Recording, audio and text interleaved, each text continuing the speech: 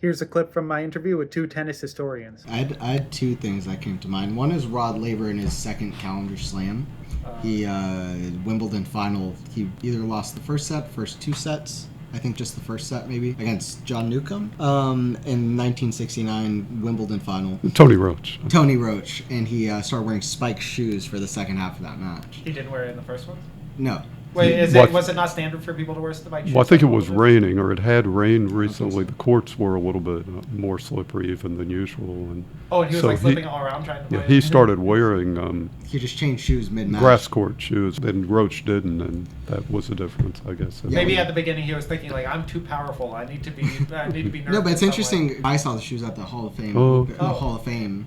And they're just giant spikes, very noticeable spikes. Yeah, I think they made it illegal now. Something interesting when I was is to do with that. When I was playing the national grass championship, you're not allowed to wear the spike shoes. It's at the Hall of Fame thing. You're not allowed to wear spike shoes. Some kid did it and got yelled at by the announcer, and then he was but whatever guy, and he was kicked out of the tournament. But there was anyway, you weren't allowed to wear the shoes. Danny Riggs, thank you. That's great. I was playing Danny Riggs, Bobby Riggs' grandson, and both of us slipped and injured ourselves while we were playing the tournament because it was there was dew in the morning, and we were playing in the morning, and because we weren't wearing shoes that were grass court shoes.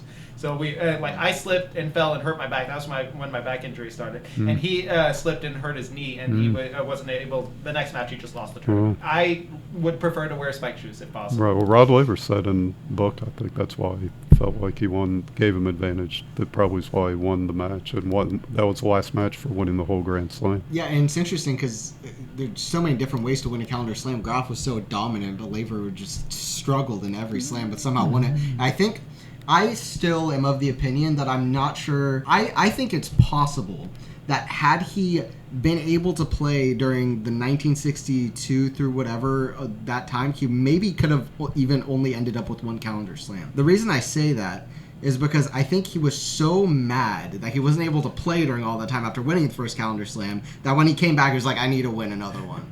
So I think that motivation helped him get over the line. Probably really to show that he, in his book, he had already won whole calendar year Grand Slam, but they did some kind of all-time rating and rated him number 3 all time. And he acted like he's happy to be number 3, but I think probably behind Bill Tilden and Don Budge. But I think probably in his mind he was thinking, if I'm going to show that I'm clear, because when he won the 1962 Grand Slam, like half the top players were playing professional, half were playing amateur. But 1969, he, just like he said, he was playing against everybody, so he could show that I clearly, and still no man has done it since.